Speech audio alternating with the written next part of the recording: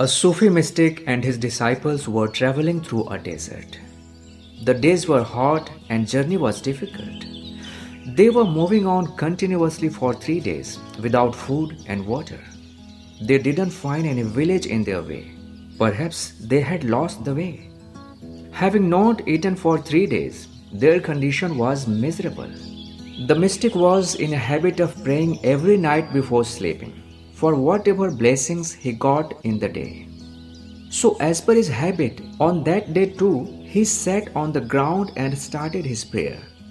He was whispering, "Dear God, you are so kind. Your mercy knows no bound. I am thanking you for everything you gave me today."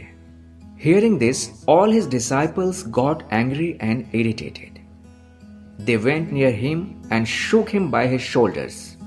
"What nonsense are you uttering? For what mercy of God you are thanking him? We have lost our way. We have not eaten and drank for the last 3 days. Don't you know this? And here you are thanking him, don't know for what?" They were very frustrated. The mystic smiled and said, "We are still alive. This is his mercy. We haven't got food and water for 3 days. We would have died, but he has kept us alive. Does it not seem like a blessing? It is a blessing. And since we are alive, the hope is alive. So I will be thanking him till my breathing goes on." The story is an extreme example of faith. It tells us about the vastness of hope a faith keeper keeps in his heart. He knows no despair because he believes in something greater than his own existence. He believes that the greater power may have greater plans for me. Adversities come as a test to faith. People change their spiritual paths when things don't appear happening as per their expectations. They even change gurus. But the secret is that the most amazing things happen in life only when you leave all your expectations. Expectation means my life should go my way. But when you say this, you forget about the Creator. You forget about the bigger power who is managing the cosmos. What about His way? It is like you are flying in an aeroplane and saying that the plane should go my way and not the pilot's way. I know a lady who was a regular satsang attendee in an ashram. She used to be a great devotee of a Mahatma there. One day it happened that she lost her gold necklace during one of those satsangs. And all of a sudden, her devotion disappeared. She started cursing the satsang and the Mahatma she was following. This is not faith. This is something else. Faith cannot be shaken in any situation. Faith and expectation are indirectly proportional to each other. Expectations come from ego and greed, but faith comes from surrender. It is an outcome of the understanding that everything happening in my life is happening for my betterment.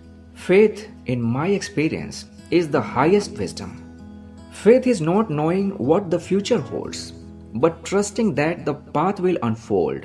When you have faith, you can walk through the storm, knowing the sun will shine again. Faith is the bird that feels the light and sings when the dawn is still dark.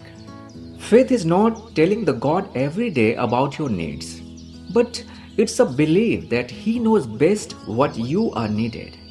Faith often requires us to embrace uncertainty, to acknowledge that we don't have all the answers. Developing a comfortable relationship with uncertainty allows us to move forward in faith, even when we cannot see the complete picture.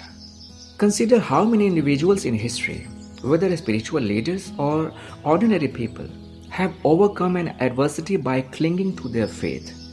Today, it's a proven fact that people can heal themselves through faith. Faith has become a popular therapy. Neuroscientists say that our body and brain function at their best when we abandon doubts and conflicts from our mind. It is important to accept that faith and doubt often coexist. In fact, doubt can be a natural part of faith.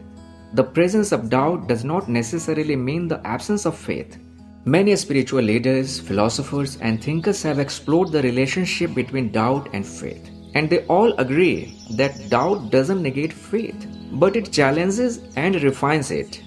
In moments of doubt, faith is tested and reaffirmed. No matter how hard the storm of life is, always remember, in the heart of every storm, faith is the anchor that keeps us grounded.